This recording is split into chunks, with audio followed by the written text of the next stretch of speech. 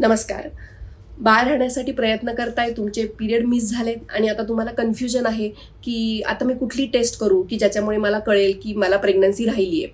तर तुमचे period miss झाल्यानंतर साधारण 3 टेस्ट आहेत की ज्याच्यावरून तुम्ही अंदाज लावू शकता की तुम्हाला प्रेग्नन्सी राहिली आहे. म्हणजे काही लक्षणं तर तुमच्या लक्षणांवरून तर तुमच्या लक्षात येऊच शकतं की जसं की तुमचे पिरियड मिस झाले, तुम्हाला चक्कर येते, तुम्हाला गरगरतंय, तुमच्या छातीमध्ये थोडा घट्टपणा आला आहे, तुम्हाला ॲसिडिटी झाल्यासारखं वाटतंय किंवा झोप येत नाही आहे. हे सगळ्या लक्षणांसोबतच तुम्हाला जेव्हा शुअर शॉट करायचं असतं, कन्फर्म करायचं असतं की आता मला प्रेग्नन्सी राहिली आहे, त्याच्यासाठी सगळ्यात महत्त्वाची टेस्ट असते युरिन प्रेग्नन्सी टेस्ट, जी की अर्ली मॉर्निंगच्या युरिन सॅम्पलमध्ये आपण करू शकतो. घरच्या घरी तुम्ही युरिन प्रेग्नन्सी किट आणून ती करू शकता आणि 2 ते 3 मिनिटात तुम्हाला तुमचा रिझल्ट लक्षात येतो.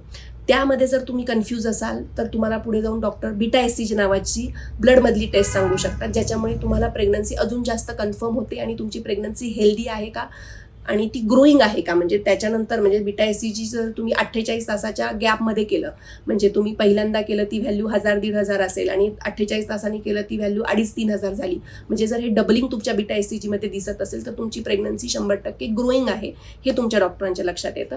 आणि तिसरी टेस्ट कन्फर्म करण्यासाठी जी आहे की सोनोग्राफी, इंटरनल सोनोग्राफी शक्यतो बऱ्याच वेळा डॉक्टर तुम्हाला सांगतात, कारण ज्याच्यामुळे तुम्हाला 3 गोष्टी लक्षात येऊ शकतात. एक तर तुमची प्रेग्नन्सी तुम्हाला राहिली आहे हे कळतं, त्याच्यानंतर त्याचं लोकेशन लक्षात येण्यासाठी खूप महत्त्वाचं असतं की तो नक्की गर्भाशयातच गर्भ राहिला आहे का, आणि त्याचबरोबर त्याचे ठोके आले आहेत का हे कन्फर्म करण्यासाठी ती सोनोग्राफी तुम्हाला डॉक्टर सांगू शकतात. तर अशा प्रकारे urine pregnancy test, beta SCG हॉर्मोनची टेस्ट आणि ती जी रक्तातली टेस्ट आहे आणि तिसरी सोनोग्राफी, या 3 टेस्टवरून तुम्ही तुमची प्रेग्नन्सी कन्फर्म करू शकता.